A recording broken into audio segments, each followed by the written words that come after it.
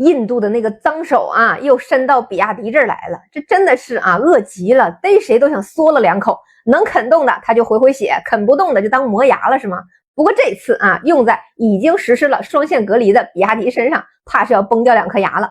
26年7月，印度税务情报局啊，向我们的车企比亚迪开出了一纸6.3亿卢比，约合人民币5500万的税务罚单。罪名还是老一套啊，指控人家在进口新能源整车和零部件的时候低报货值啊，套用低税率逃避关税。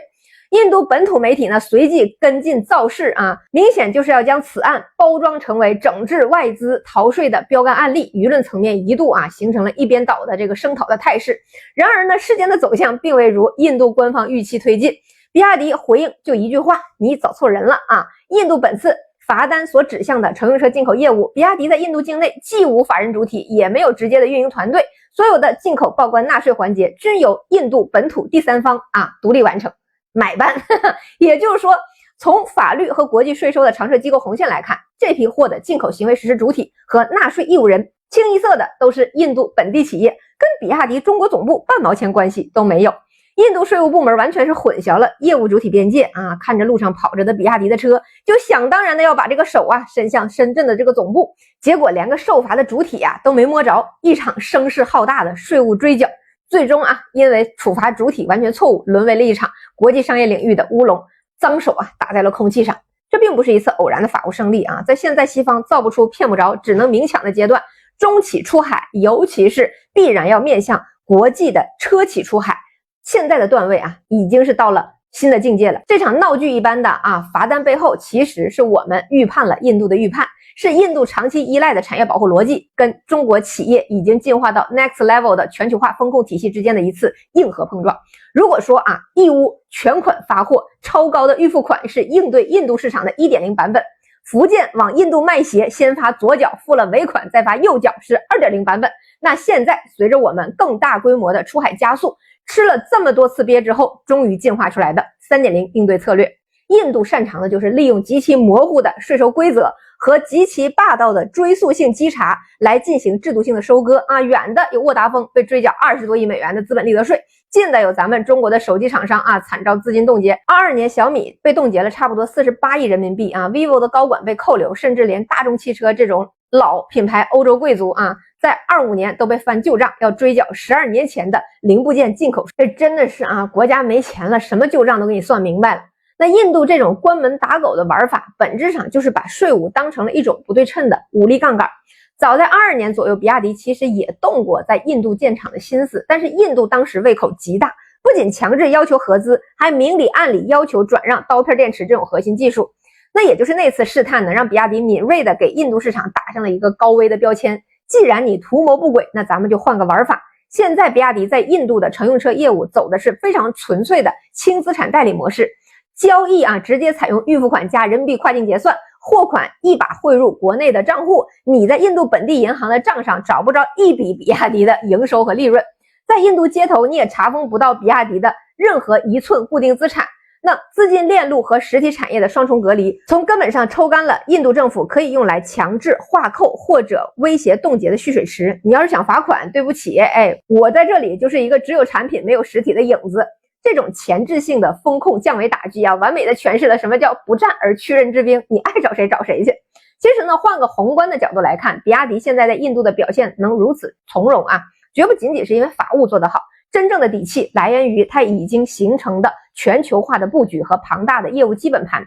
当你在全球手里握着足够多的牌的时候，你就根本不需要在一个随时会掀桌子的牌局里面死磕。看看这2年的数据就知道啊，中国车企在全球秩序重构中走得有多快。25年比亚迪全球总销量达到了 460.2 万，跻身全球前5，其中海外销量直接突破了104万辆的关口。到了今年，也就是26年的上半年，这个势头非但没有减少啊，反而还在加速，累计海外销量将近79万辆，6月单月的海外占比甚至超过了 43%。 这意味着什么呢？意味着海外市场已经不再是国内产能的倾销地，而是真正意义上的利润增长主引擎。更有意思的是利润结构的这个倒挂，比亚迪在海外的单车均价大约是 18.6 万元，比国内高出 50%， 单车净利润能达到 1.8 万啊，是国内的3倍。这背后的逻辑和全球大宗商品的定价权转移的逻辑非常相似。当欧美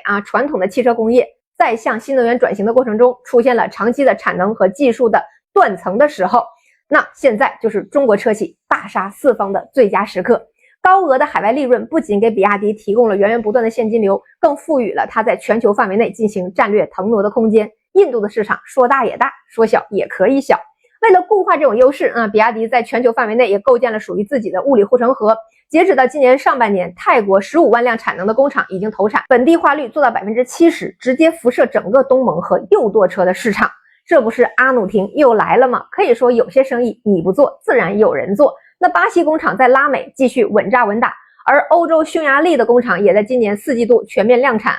那一直很支持我们的外长也加盟了比亚迪，配合上自家那支拥有8艘滚装船、超过5万个标准车位运力的自营船队可以说现在在全球的物流网络也初步成型了。有了这套硬核的全球产能和物流体系作为打底，比亚迪就可以非常从容地推行它的分级风控策略。那对于欧洲、日韩这些规则相对透明成熟的市场，那就砸一些重资产那深耕本地化。对于东南亚、中东这些潜力巨大且愿意合作的新兴市场，就用产能输出带动当地的产业链升级。而对于印度这种政策极不稳定、热衷于制度性收割的市场，那就坚持用最保守的纯代理模式，绝不为了眼前几千辆的销量去冒资产被吞并的风险。其实这也是我之前说的别老觉得中企在出海就是吃亏，现在走出去的这批龙头精明强干的很，早学会利用不同维度的供给箱去应对不同地缘政治下的市场，这也是我们去构建自己的全球化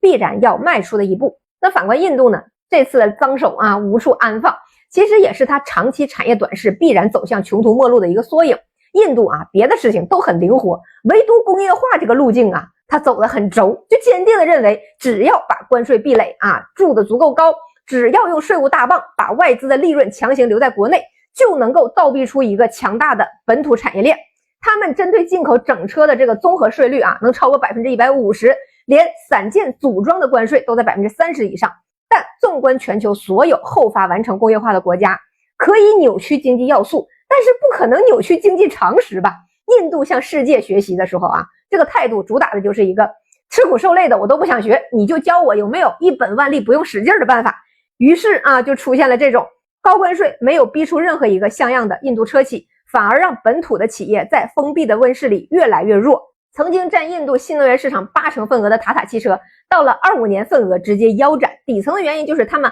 还在拿着燃油车的底盘修修补补，根本没有任何原生电动平台的技术能力。今年6月甚至传出塔塔要跟咱们奇瑞合作，继续开发它的高端电动车，其实也就从侧面宣告了印度封闭式的自主研发的破产。任何一个国家想要完成高端制造业的升级，靠的绝对不可能是关税保护和税务敲诈，而是需要完整的产业链配套、高素质的产业工人和高效的统一大市场及足够安全的能源基座。这些恰恰都是印度目前最致命的短板，也不是太准确。仔细一看印度身上就没有长板，都是短板。那当他自身不具备承接能力，又拼命的用这种流氓手段驱赶外部成熟的资本时，量变积累到一定程度，就必然会引发质的崩塌。全球资本早就开始用脚投票了24年到25财年，印度境外国直接投资暴跌 96.5%， 脚踝斩。到了25年8月，甚至出现了资金净流出。今年上半年，外国投资者更是从印度股市疯狂撤资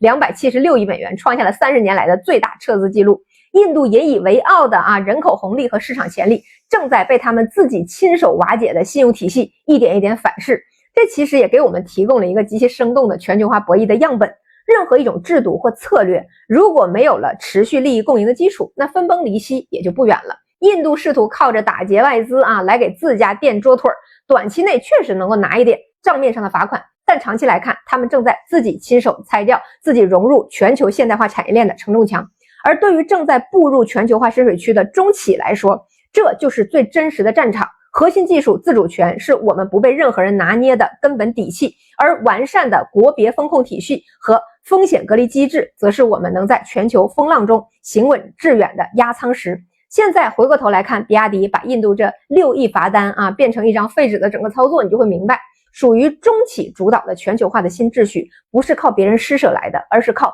不断的博弈和尝试换来的。企业出海它肯定有风险，并不可能全都一本万利。文泰科技、敬业钢铁、上海电气都是前车之鉴，但是有利的条件和主动的恢复产生于再坚持一下的努力之中。道路是曲折的，但是前途一定是光明的。那我作为新任的比亚迪的车主啊，也积极的为品牌打 call，这样的产品力必然是会行稳致远的。祝大家都好运吧！